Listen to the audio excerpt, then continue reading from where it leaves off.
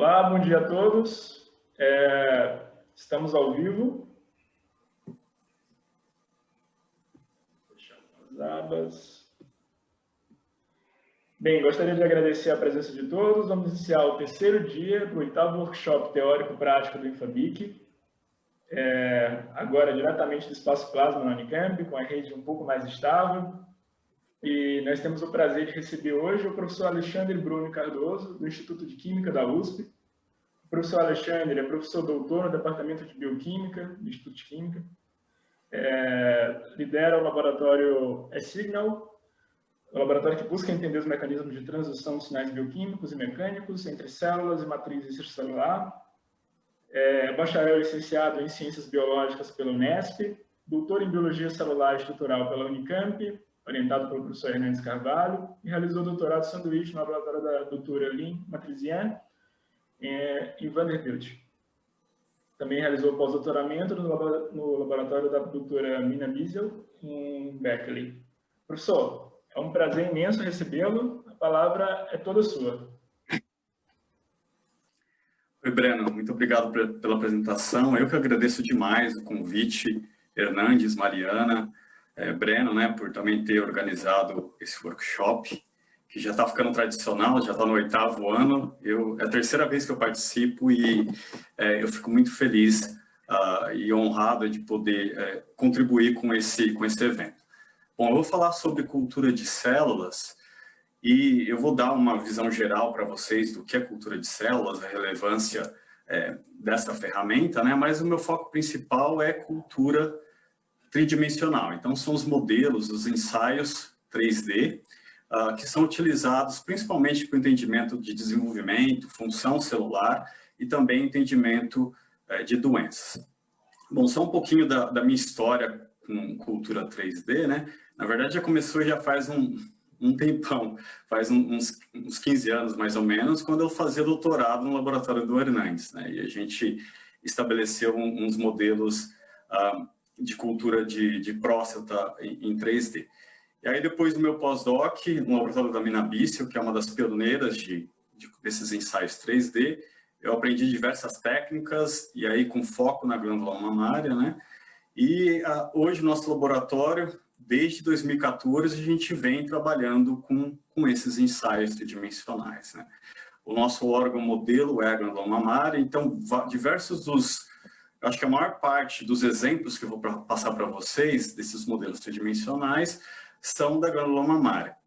Mas, assim, você pode tentar adaptar para o seu órgão predileto, né? Para o seu órgão de estudo, esses modelos. Bom, primeiro, o que é cultura de células? Cultura de células se refere ao isolamento de células de um organismo e seu crescimento subsequente num ambiente favorável. Então, num ambiente que tenha nutrientes, né, que tenha uma fonte de carbono, que tenha uma temperatura favorável, no caso 37 graus para células de mamíferos, que tenha um pH apropriado. Então, condições que permitem o crescimento dessas células no laboratório.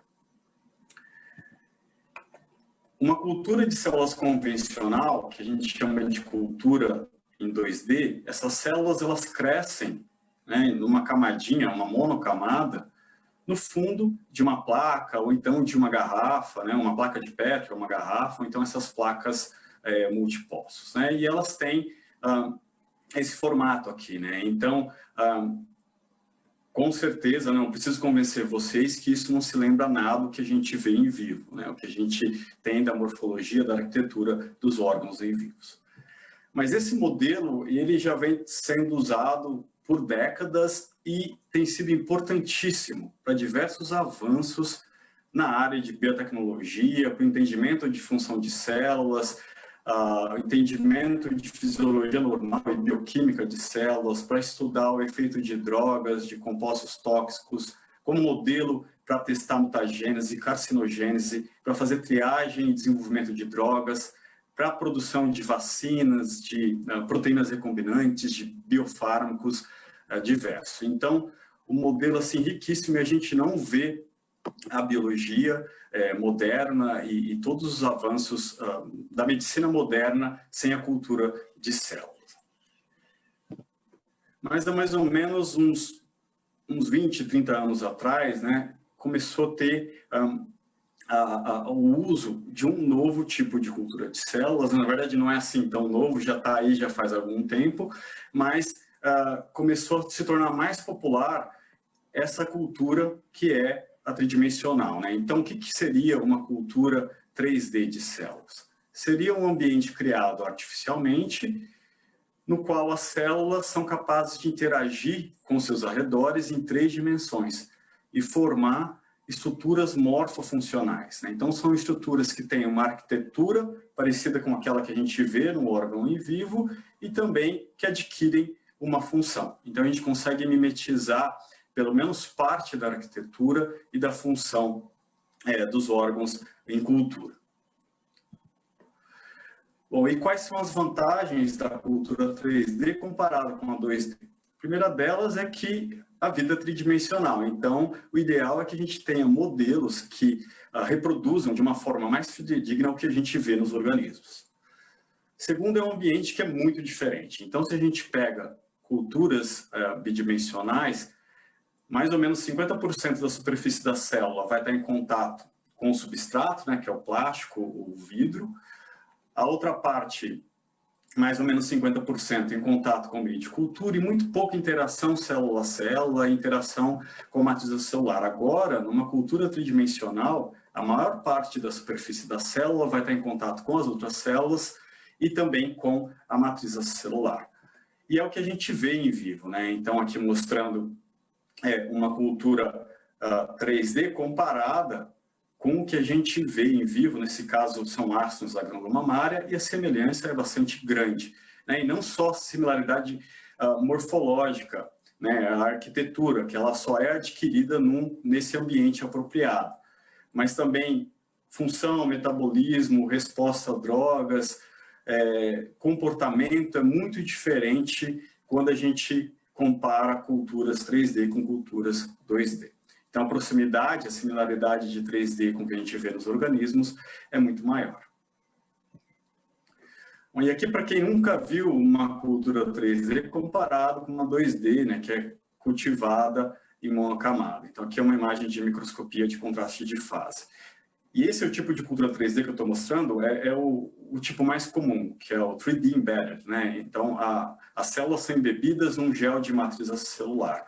E aqui seria um pocinho de uma placa multipostos, né? E o que você tem é uma coluna de matriz celular, então de um gel de matriz celular, e as células se desenvolvem em estruturas ali dentro dessa coluna. Bom, como eu falei, a resposta em 3D é muito diferente do que a gente vê em 2D. Então, resposta a drogas, metabolismo, enfim, em diversos aspectos, né? E se a gente procurar na literatura, tem uma infinidade de trabalhos mostrando o tanto que é diferente. E o tanto que 3D acaba se aproximando mais do que a gente tem em vivo. E eu trouxe aqui como exemplo um paper do laboratório do Carlos Menck, que a gente teve, que a gente contribuiu, né? A gente foi colaborador nesse trabalho, que eles demonstraram que a cisplatina é um quimioterápico que é muito comum, mas só que ele não é muito eficaz no câncer de mama, né? Então, as células têm uma resistência grande à cisplatina. Para outros tipos de câncer, ele é bastante eficiente, esse quimioterápico.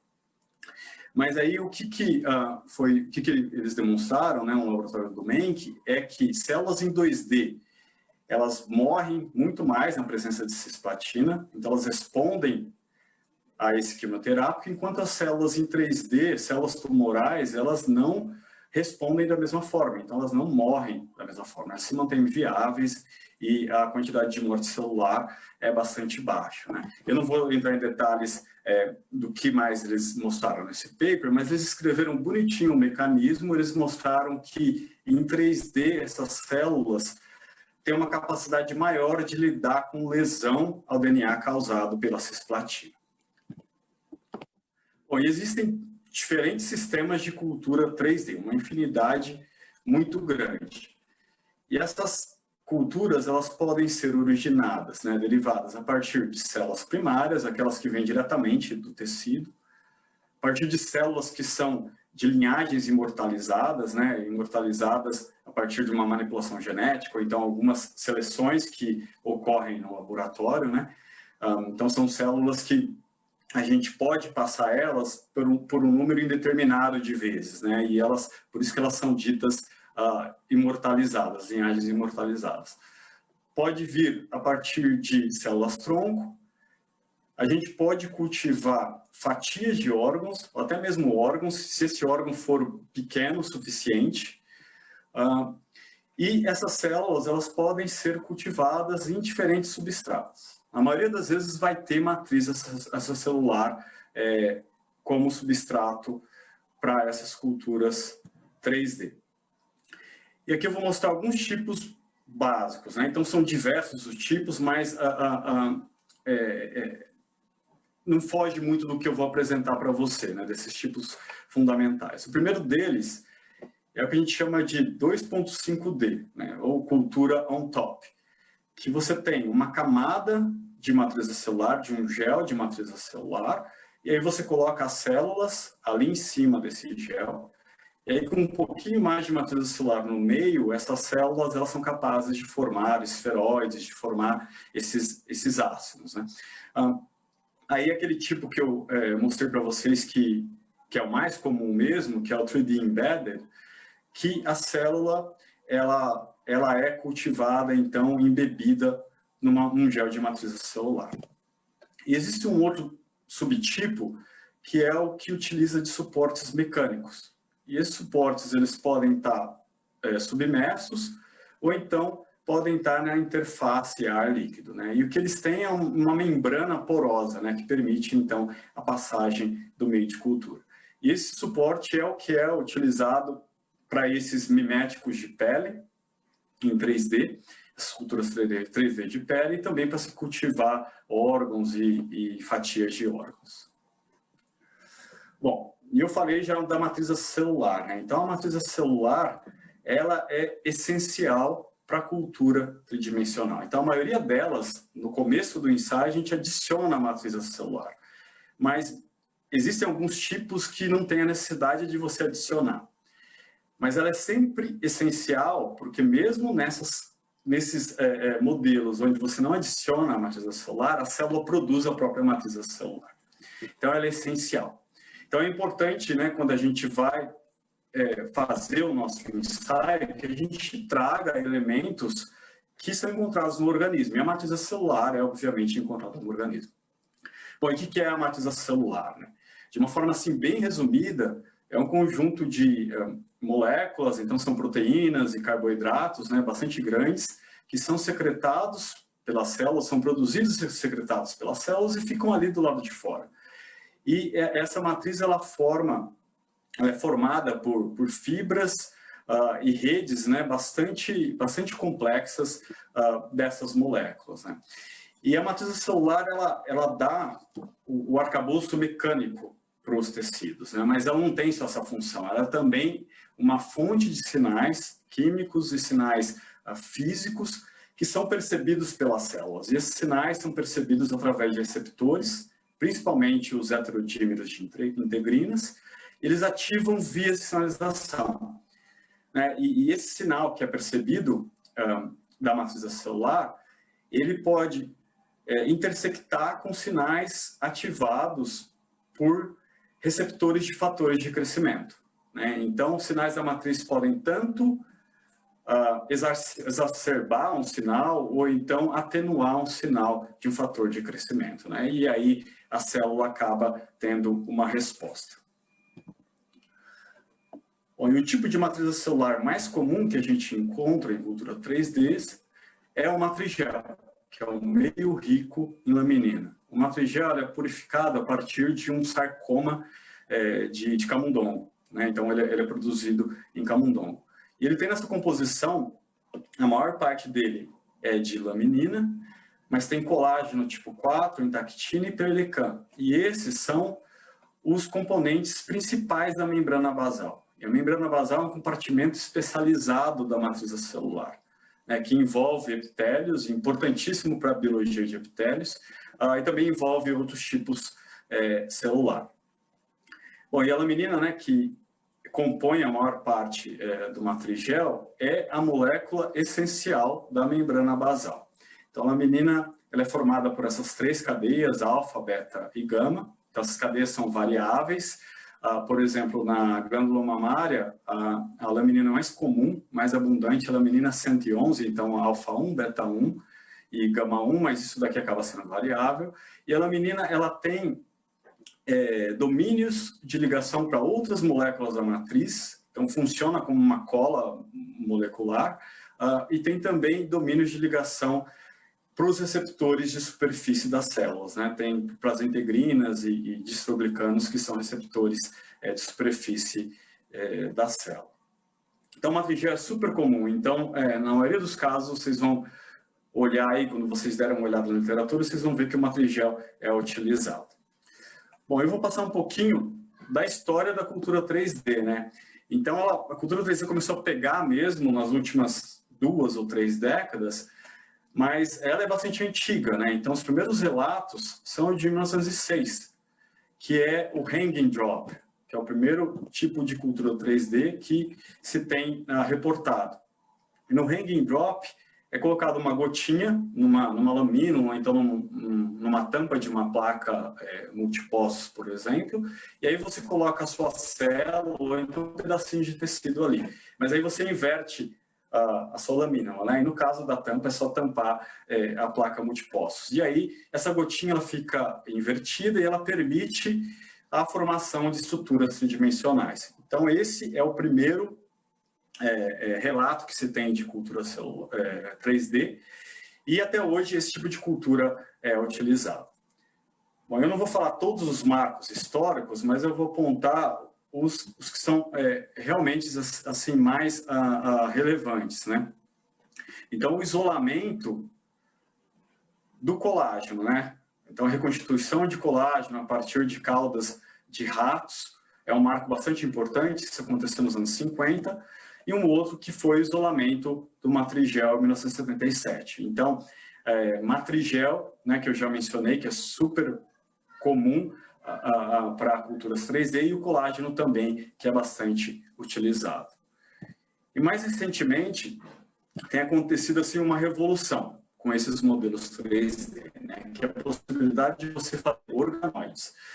Isso tem acontecido a partir de 2008, e esses organoides, eles acabam reproduzindo de uma forma assim, muito fidedigna características morfofuncionais de vários órgãos, né? E eles são derivados a partir de células-tronco. E mais para frente eu vou passar um pouquinho mais de detalhes sobre isso para vocês.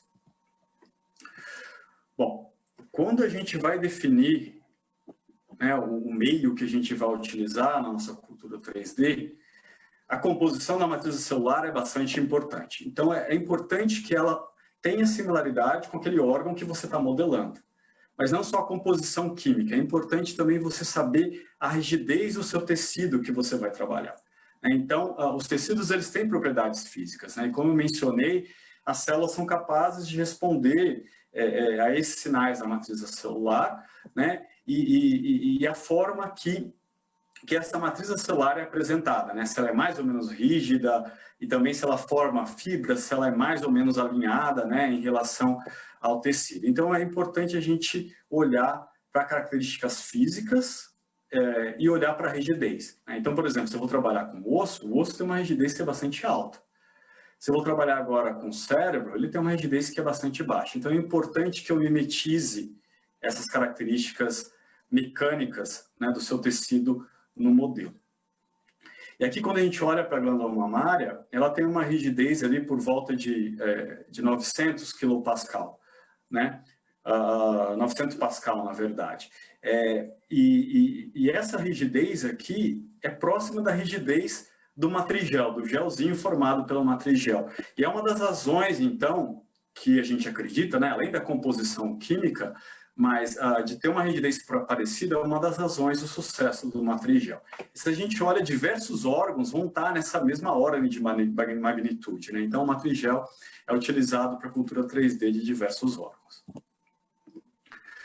Bom, só para mostrar o tanto que é relevante a rigidez, né, se a gente pega uma célula tronco mesenquimal e coloca ela num microambiente pouco rígido, né, com os estímulos necessários para a diferenciação, elas podem se diferenciar em neurônios ou então adipócitos, e aí no microambiente mais rígido elas se diferenciam em células musculares lisas ou então em osteoblastos. Então a rigidez ela consegue determinar, né, uma diferenciação de uma célula-tronco.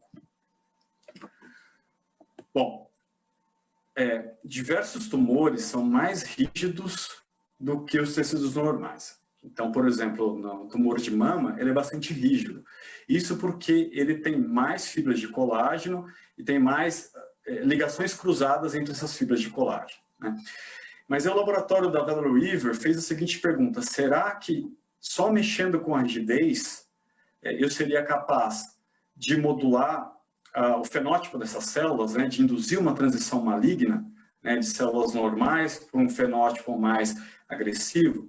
Então, o que eles fizeram? Eles colocaram células não malignas numa cultura 3D que tem uma rigidez parecida com aquela da glândula mamária. E aí eles viram que essas células adquirem estruturas que são parecidas com a glândula mamária em vivo, né? Mas aí, mexendo com a concentração do colágeno, quanto mais colágeno, mais rigidez, eles viram que isso induziu uma transição fenotípica. Então, essas células ficaram mais invasivas e proliferaram muito mais. Então, aqui uma própria característica do microambiente, né, que é, no caso, a rigidez, foi capaz de funcionar como oncogênio, de induzir essa transformação maligna. Então, assim, quando a gente cultiva células, né, e a gente espera ver aquele fenótipo mais parecido com o que a gente vê em vivo, realmente é muito importante a gente ter o conhecimento das características da matriz celular, do microambiente daquele tecido. Bom, eu vou passar para vocês agora alguns modelinhos 3D da glândula mamária, né? E como eu mencionei, eles podem ser aplicados para outros órgãos, né? Então, o primeiro deles é de acinogênese. Então, a glândula mamária, ela tem essa estrutura histológica, e se você faz cortes transversais nos lóbulos distais da glândula mamária, você tem essa visão, né, dessa estrutura que é chamada de ácino. E isso pode ser reproduzido em cultura. Então, você consegue em cultura fazer cultura 3D, fazer esses esferoides, que tem um lumen no meio, né, que tem uma camada epitelial, tem uma organização de uma membrana basal ao redor e tem um lumen, né? Esse seria um ácido. E como que é feito esses ácidos, né, esse ensaio de acinogênese? O tipo mais comum de células que é utilizado da glândula mamária é da linhagem MCF10A. Então, no geral, essas células são colocadas como células únicas no matrigel, então embebidas no matrigel, e essas células elas começam a se dividir, e existe um programa bastante complexo aqui de proliferação e de morfogênese, que culmina com a formação de um ácido. Se a gente olha aqui características desse ácido, a gente vê que ele tem uma camada de células epiteliais, que ele tem uma membrana basal, né? Então ele tem uma polaridade basal, ele tem uma polaridade apical também. Então as vesículas secretórias, aqui a marcação para Golgi, elas são supranucleares, e tem a formação de um lumen, e esse lumen é formado devido à morte de células que estão no centro desse esferoide, né? Então tem a formação do lumen.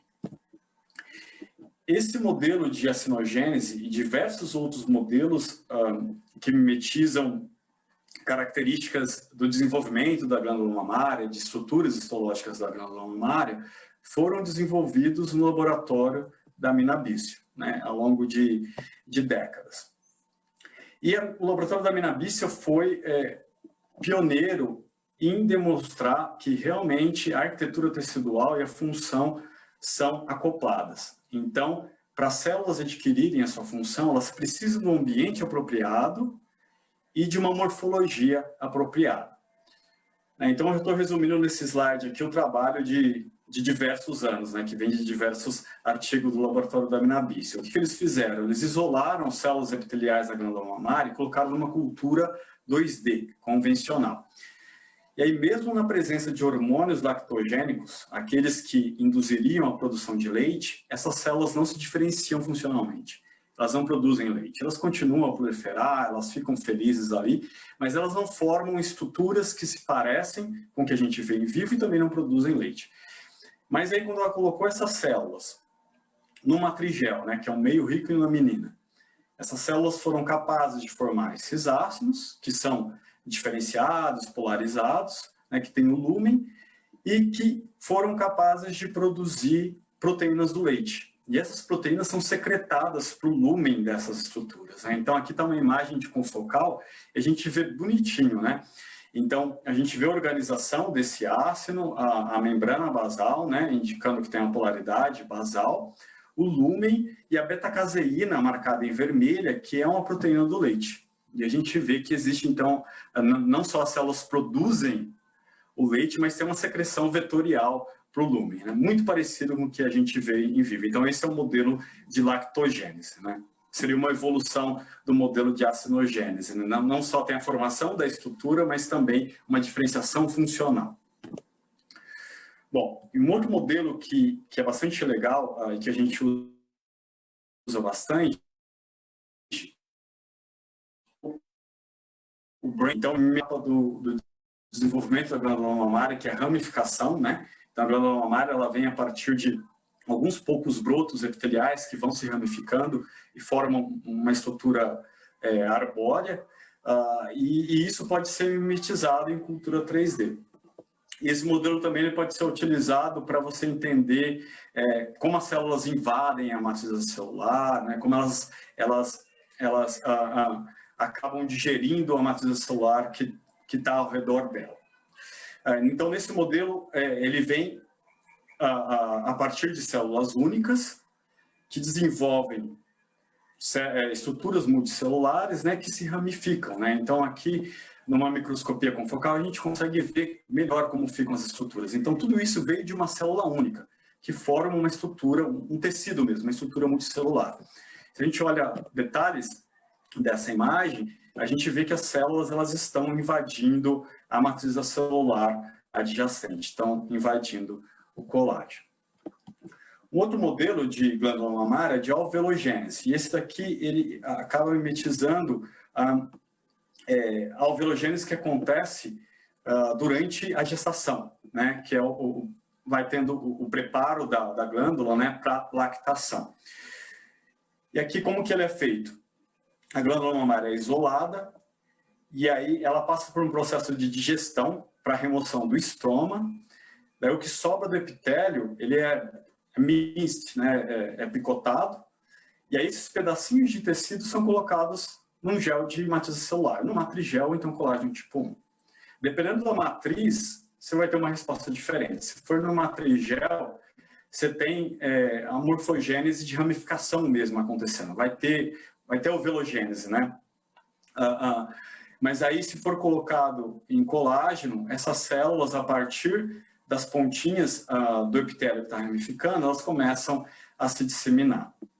E esse modelo aqui, ele é utilizado para entender o desenvolvimento normal, mas também é utilizado para você entender a agressividade de alguns tumores, né, que são desenvolvidos em modelos animais, em camundongos. Então, por exemplo, se você coloca um tumor, a partir de um tumor, no matrigel, ao invés de fazer a alveologênese, o que acaba acontecendo é que a resposta é parecida com o que a gente vê no colágeno. Existe, então, uma disseminação dessas células. Bom, e essa é uma imagem de um organoide que vem desse ensaio de alveologênese, né, que a gente chama de uma mini glândula mamária. E a gente consegue ver que a partir de um pedacinho de tecido tem a formação de estruturas bastante complexas. Bom, agora eu vou falar desses modelos que vêm a partir de órgãos inteiros, então de fatias de órgãos. Essas fatias têm que ser finas, ou então o órgão inteiro tem que ser muito pequeno. Então, no geral, ele é utilizado para se estudar o desenvolvimento embrionário, então desenvolvimento pós-natal de alguns órgãos que são bastante pequenos, né? Então, como que isso é feito? Então, o órgão, né, nesse caso que é pequeno, ele é colocado numa membrana porosa e ele é cultivado na interface ar-meio de cultura, né? E aí, com os estímulos apropriados, e dependendo do órgão, ele consegue se desenvolver de uma forma muito parecida com o que a gente vê em vivo, né? E eu trouxe como exemplo um paper do meu doutorado, ali com o Hernandes, onde a gente implementou esse modelo para estudar o desenvolvimento da próstata neonatal. A partir do dia do nascimento, né, a gente remove a próstata e coloca em cultura. E a gente vê que ela se desenvolve, então tem a ramificação, né? A gente consegue acompanhar a ramificação porque o epitélio prostático, ele fica translúcido na microscopia de contraste de fase, e a gente usou esse modelo para entender o papel da metaloproteinase de matriz 2 no desenvolvimento prostático. E a gente viu que silenciando a MMP2, isso impactou bastante no desenvolvimento da próstata ventral de ratos. Bom, e esse modelo que eu vou apresentar para vocês, eu acho que é o mais fantástico em termos de reproduzir a histologia do órgão que ele se propõe a mimetizar, né? Que é o modelo de pele, né? E essas imagens aqui vêm de um trabalho do laboratório da Silvia Stuck, da USP, né? E ela é especialista nesses modelos, né? Então, como são feitos esses modelos? A partir de colágeno e fibroblastos, né? Então é feito uma camada com gel de colágeno e fibroblastos, e em cima deles são colocados queratinócitos e melanócitos. Depois de alguns dias em cultura, nessa interface ar e líquido, se desenvolve numa estrutura que tem uma similaridade assim muito grande com a pele. E esse modelo tem sido usado para substituir animais em testes cosméticos, né? E a Silvia também tem usado para entender a progressão de melanoma. Então, ela mistura células de melanoma aqui nesse modelo e ela consegue entender a biologia do melanoma, testar drogas, enfim, estudar esse câncer de pele. Bom, como eu mencionei, né, nos últimos anos, nos últimos 10, 15 anos mais ou menos, tem tido uma revolução muito grande nessa área de cultura 3D. Isso devido à possibilidade de se fazer organoides a partir de células-tronco. Então, esses organoides, eles podem vir a partir de células-tronco embrionárias, ou a partir de células já diferenciadas, adultas, que são induzidas à pluripotência, né, que são as iPSC cells, né? No geral, utilizava o fibroblasto para fazer produzir essas iPS cells, e também você pode fazer esses organoides a partir de células-tronco adultas. Então, hoje em dia, virtualmente, você pode ter organoides de praticamente todos os órgãos, né? Então, no caso aqui de células-tronco adultas, como que são feitos esses organoides?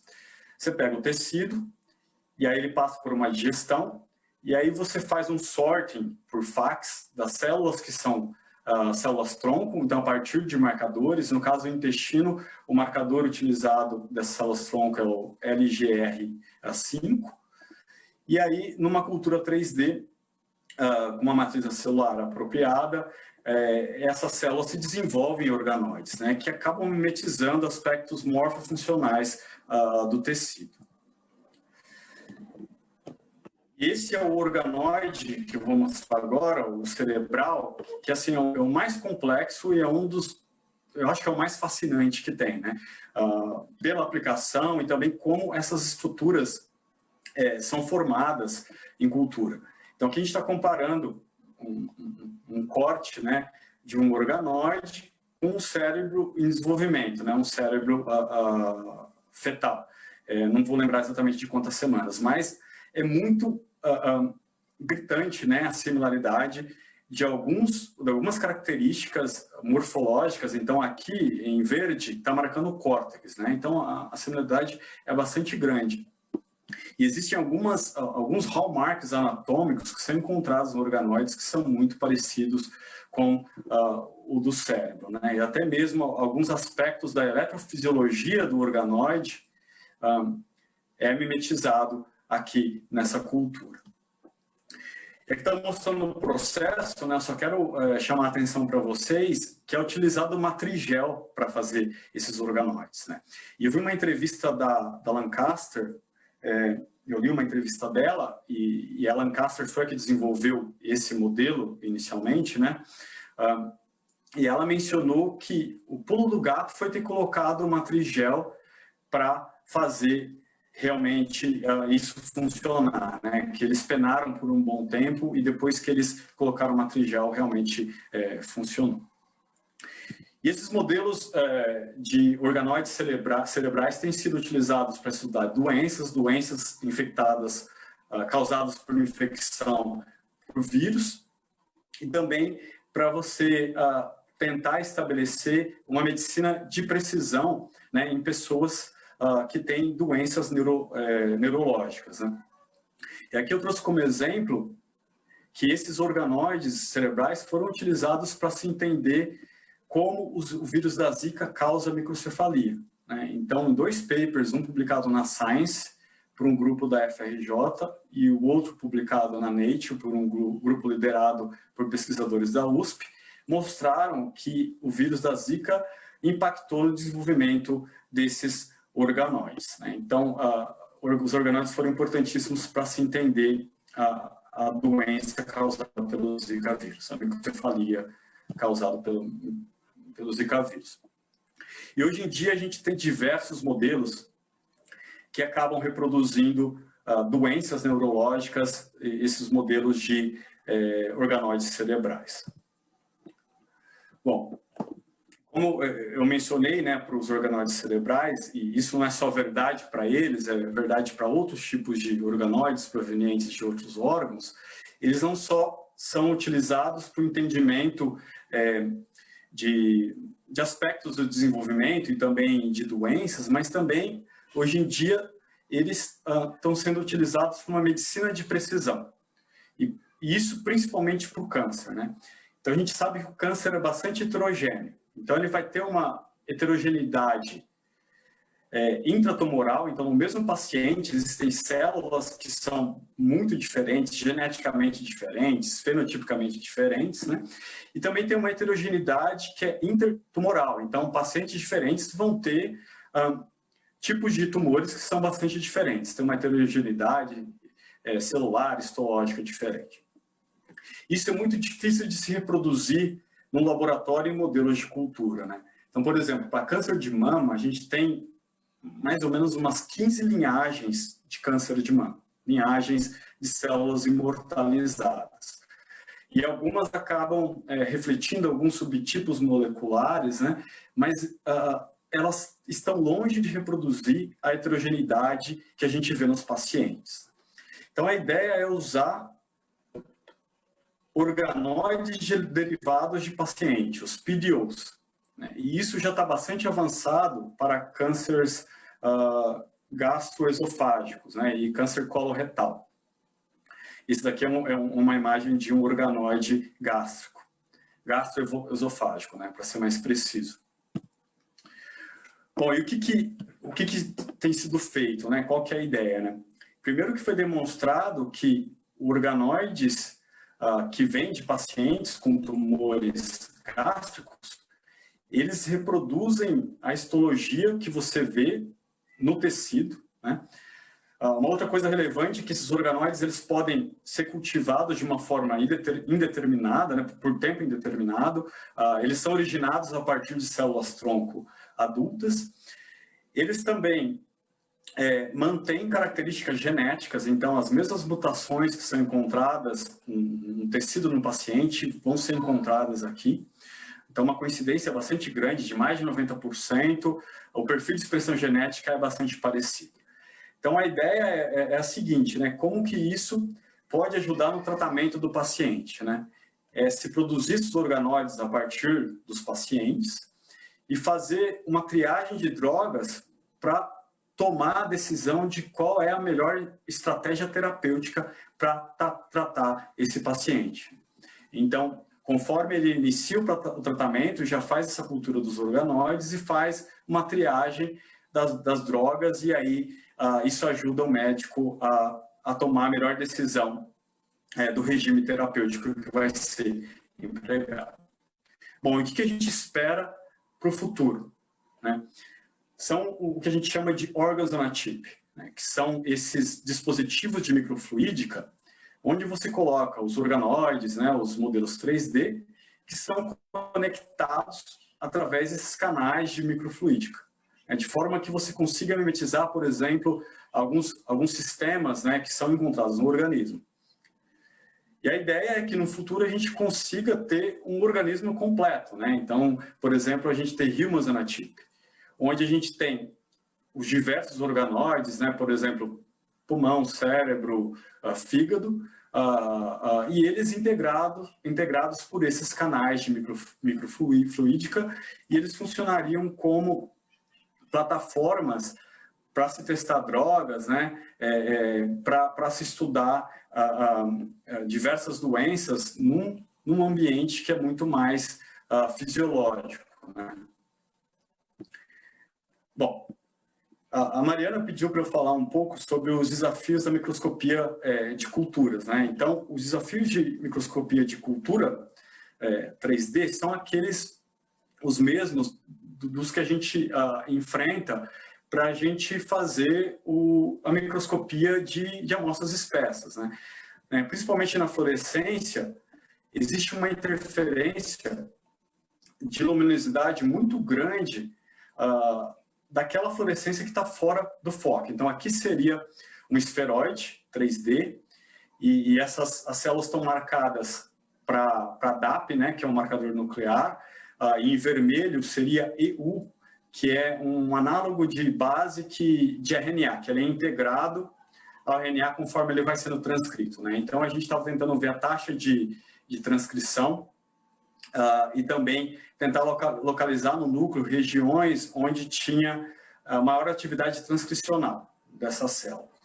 E essa aqui é uma imagem comum de microscopia de fluorescência comum. E a gente não consegue ver, né, detalhes dessas marcações, né? Isso porque existe uma interferência realmente muito grande dessa fluorescência, dessa luminosidade que está fora de foco. Então, assim, na cultura 2D, isso já pode ser um problema, se ela já for um pouco espessa, mas cultura 3D isso é muito problemático, né? Que a gente já tem estruturas de 30 até 100 micrômetros. Então, como que isso pode ser resolvido, né? Antes disso, só falar um pouquinho do o que fundamenta essa questão de ter esse problema de luminosidade fora de foco, né? Então, quando a gente uma microesfera fluorescente, quando a gente olha para ela no foco, a gente vê que tem um pontinho bonitinho, mas tem alguns halos aqui de fluorescência que estão saindo. Conforme a gente vai saindo do foco, tanto indo mais para cima ou então mais para baixo, a gente vê que vai formando, né, essa estrutura aparente, ela vai ficando maior, né, e vai tendo, então, a formação, né, desse borrão de luminosidade. E quando a gente olha, faz um stack, né, dessas imagens aqui, e a gente olha lateralmente, né, olha para elas em Z, a gente vê que a partir desse ponto mais luminoso, tem a emissão dessa luminosidade, né, formando mais ou menos uma ampulheta aqui, né? Então, é assim que acontece a formação de imagens na microscopia, né? E esse borrão, ele é devido a uma propriedade física da luz, que é a difração da luz, né? Bom, e esse padrão de luminosidade, a partir de um ponto que está emitindo luz, ele pode ser representado matematicamente e graficamente por uma função de espalhamento de ponto, uma point spread function, que muito provavelmente o Lenz falou para vocês numa das aulas anteriores, né? Então, se eu pego uma linha, traço uma linha aqui, né, nessa microesfera fluorescente, e eu vejo o perfil de intensidade de fluorescência, eu vou ver que vai ter um pico de fluorescência que está bem centralizado, mas eu vejo que tem esses halos aqui, né, que são concêntricos, que são luminosidade, né, que é criado devido à difração da luz, né? Bom, então a ideia para melhorar essas imagens é a gente eliminar essa luminosidade que está fora do foco, que está fora do ponto focal. E como que isso é feito? 4 formas principais. Microscopia confocal, que vocês já viram ou estão vendo, né? Light sheet microscopy, que eu não sei exatamente se vocês vão ver esse tipo de microscopia. Então, essas duas, microscopia confocal e light sheet microscopy, elas dependem somente de processos físicos para ter eliminação dessa luminosidade que está fora do foco. E esses 2 tipos aqui, iluminação estruturada e deconvolução, eles dependem bastante de computação. No caso da iluminação estruturada, o exemplo é o Apotomy, que eu acho que vocês viram ontem com a Mari, que fez uma demonstração. Ele tem um grid no meio do caminho óptico, mas também tem que ter bastante processamento computacional. E a deconvolução é só processamento computacional. E no laboratório a gente trabalha bastante com deconvolução, né? Então a deconvolução realmente não é o melhor dos métodos, mas é com certeza o melhor custo-benefício. E a gente adquire realmente imagens muito boas de culturas 3D com deconvolução. Como é que funciona a deconvolução? Então aqui eu pego de novo uma microesfera e eu estou olhando para uma projeção, uma visão em Z, né? Em XZ, visão lateral aí de uma pilha de imagens. E essa seria a imagem do meu objeto real, né? Então ele seria uma esfera bonitinha, redondinha. Mas quando eu faço uma aquisição dessas imagens, né, na montagem, o que eu tenho é realmente esse padrão de imagem, né? Então que eu mencionei, que parece que é uma ampulheta. Então a partir de um ponto mais luminoso tem esse padrão aqui de forma de ampulheta da luz, né? Então essa seria a imagem que eu adquiro no microscópio convencional, sem nenhum tipo de processamento. A gente fala que essa imagem é convoluída. Mas na deconvolução existe o processamento computacional que elimina então essa luminosidade que está fora do plano focal, né? E aí a imagem que eu tenho resultante pós-processamento é muito parecido com a imagem real. Então, a deconvolução, como que ela funciona? Então, são algoritmos bastante complexos, que eles levam em consideração a point spread function e características do seu microscópio, né? A abertura numérica do objetivo, o comprimento de onda que você utilizou, o índice de refração do meio, as aberrações esféricas, né, que ocorrem na objetiva. Então, como esse algoritmo tem todas essas informações, ele pode realmente chegar nessa imagem que se assemelha muito com o objeto original. Bom, e aí, o resultado. A diferença é muito grande, né? Antes da deconvolução e depois da deconvolução. Agora, depois da deconvolução, eu consigo ver que o núcleo, né, que é marcado por DAP, ele tem texturas diferentes, né? Então, tem regiões onde o DAP é mais intenso, então teria o DNA mais compactado, e regiões que o DAP é menos intenso, que seria menos compactado. E a gente vê que o RNA em vermelho, ele vai sendo sintetizado nas regiões onde o DAP é menos intenso, que seriam as regiões de eucromatina.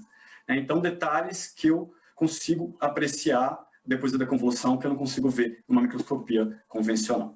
Então, a gente sempre tem que ter em mente isso, né? Quando a gente trabalha com cultura 3D, essa questão da interferência, da luminosidade que está fora de foco. Então, quanto mais espessa, maior a interferência, e aí eu tenho que usar essas estratégias para eliminar essa interferência. Bom, gente, então, é basicamente isso. Sempre me perguntam qual a estrutura necessária para eu trabalhar com culturas 3D. Na verdade, ela não é muito chique, é a mesma estrutura que é utilizada para trabalhar com cultura 2D. Então, se você já tem uma sala de cultura no seu laboratório, então você já está pronto para começar a trabalhar. E a exceção importante, né, seria o custo. O Matrigel, por exemplo, uma garrafinha de 10 ml custa por volta de R$ 2.500. Então, dependendo da escala que você vai trabalhar, realmente o custo é bastante alto da cultura 3D. Mas a estrutura é muito parecida, é a mesma, na verdade, que para uma cultura 2D. Bom, e aqui eu trouxe para vocês a literatura que eu utilizei para preparar essa aula. A gente vai compartilhar os slides e todos os meus slides estão referenciados. Mas só apontar aqui que existe dois volumes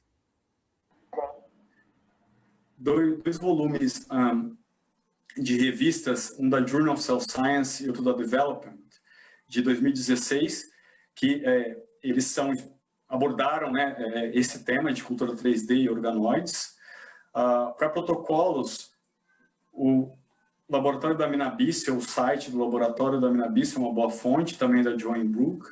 Nosso laboratório também, no nosso site, você pode encontrar no caderno de laboratório alguns protocolos de cultura 3D.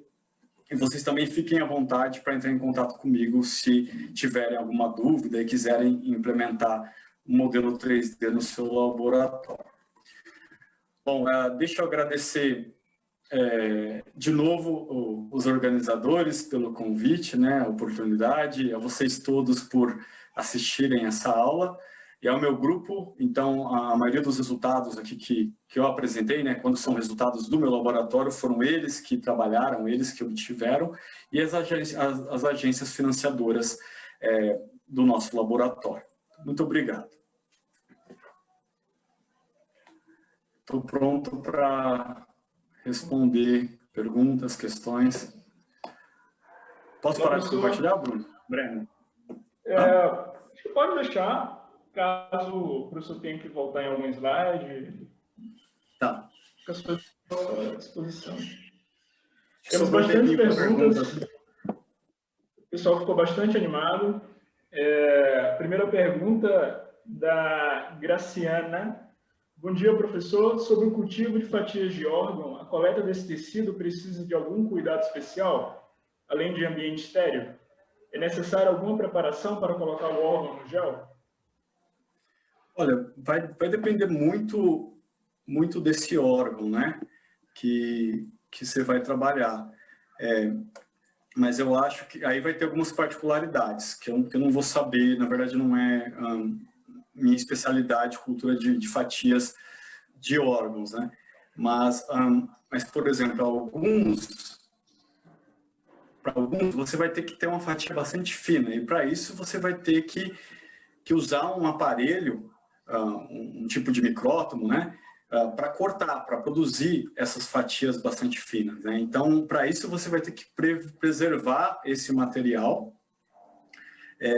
Então, existem alguns reagentes, alguns tipos de gelzinhos assim que ajudam na preservação, mas aí vai ter que trabalhar com temperatura baixa, né? Então, logo que você coleta, vai ter que já congelar esse tecido, e esse aparelho, esse micrótomo que você vai fazer as fatias, ele tem que ser um que tenha um ambiente refrigerado para você trabalhar, né?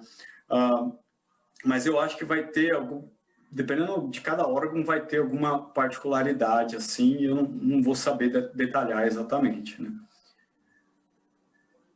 Perfeito. Assim, complementando essa resposta, né?